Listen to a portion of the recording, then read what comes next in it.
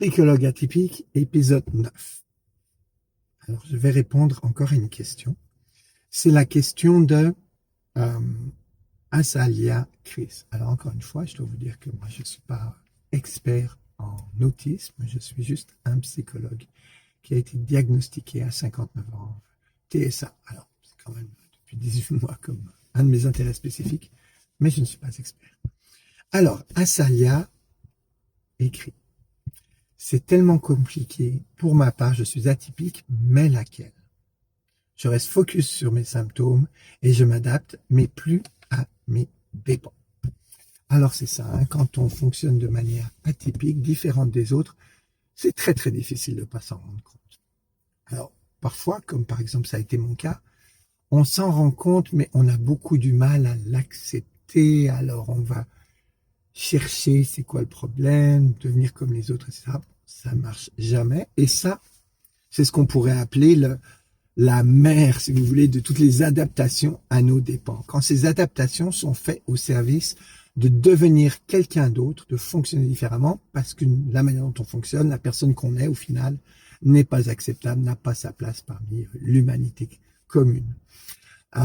Et se reconnaître comme atypique, différent, obtenir un diagnostic, ça peut aussi aider à ça. C'est un moment très important parce que ça nous permet de voir que, ah, mais je suis différente, je fonctionne différemment. C'est pas tant que je suis défectueux, que je suis mauvais, que je suis mal adapté, c'est juste que j'ai ce fonctionnement différent. Je suis une voiture électrique parmi des voitures à essence. C'est pour ça que je fonctionne différemment.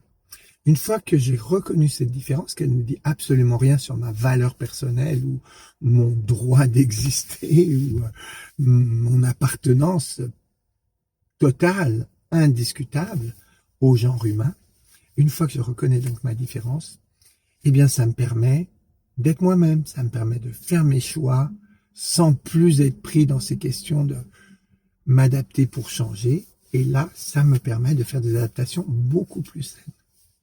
Puisque je sais comment je fonctionne, je vais choisir est-ce que je veux m'adapter ou pas m'adapter, mais jamais dans l'idée de me changer, jamais dans l'idée de devenir comme les autres. Donc, je vais m'adapter pour bien fonctionner avec les autres et pour rester moi-même. Donc, se reconnaître comme atypique, quand ça a cette fonction-là, hein, cet effet-là, ça va toujours être quelque chose de positif, même si c'est pas avec un diagnostic. Alors une question qui revient beaucoup et de plus en plus, c'est est-ce que finalement en ce moment on n'est pas en train de trop diagnostiquer des personnes comme étant atypiques, neurodivergentes, alors qu'il y a quelques années encore on avait à peine entendu parler de ce terme, certainement c'était mon cas. Et ça c'est un sujet sur lequel je vais très certainement revenir et plus d'une fois. Donc voilà, Azalia, j'espère que ce vidéo t'a été utile et que j'ai pu un petit peu répondre à tes interrogations. Et je vous dis à plus.